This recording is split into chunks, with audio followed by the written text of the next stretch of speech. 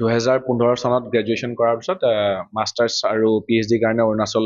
Rajiv Gandhi university গ'লো আৰু তাতেই থাকোঁতে অৰুণাচলৰ বহু সংখ্যক জেগা মই ঘূৰিলোঁ আৰু তাৰে মাজত মই PhD আপোনাৰ হেৰিত ল'লোঁ বিহালী ৰিজাৰ্ভ ফৰেষ্টৰ ওপৰত কৰিলোঁ আৰু সেইখিনি সময়তে যিহেতু মোৰ বিজ্ঞানটো হ'ল প্লেণ্ট টেক্সনমি তাত আমি যোনসমূহ গছৰ বৈজ্ঞানিক নাম নাথাকে সেইসমূহ গছৰ বৈজ্ঞানিক নাম দিয়াটো আমাৰ মানে কাম তো সেই কামৰ কাৰণতে বহুতখিনি নৰ্থ ইষ্ট ইণ্ডিয়াৰ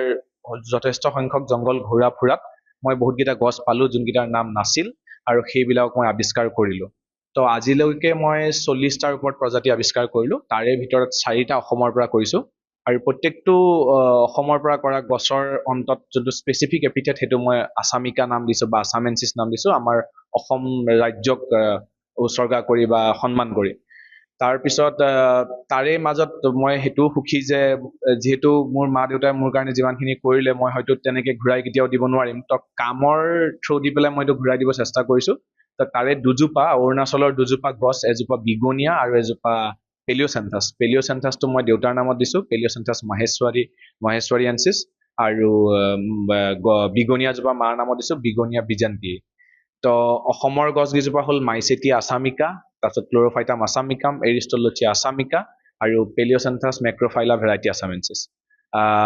প্ৰায়বিলাক গছেই যিহেতু জংঘলৰ তাৰ কোনো থলুৱা নাম নাই কাৰণ কি সেইবিলাক গছ মানুহে আজিলৈকে কোনো ব্যৱহাৰত অনা নাই তাৰে মাজত এজোপা এৰিষ্টলচিয়া আছামিকা বুলি সেইজোপা গছ আগৰ পৰা আদিম যুগৰ পৰাই মানুহ সকলে জংঘলৰ কাষৰীয়া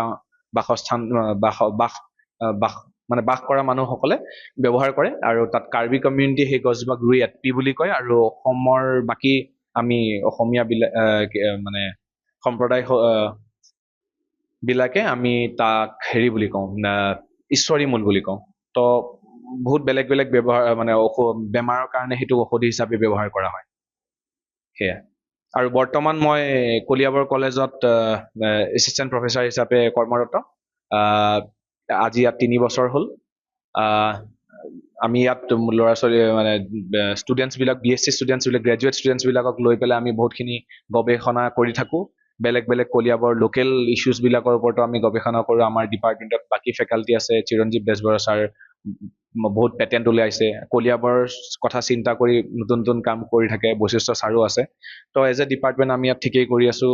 যথেষ্টখিনি কাম কৰি আছোঁ আমাৰ ল'ৰা ছোৱালীবিলাকৰ ভৱিষ্যত আৰু উজ্জ্বল কৰিবৰ বাবে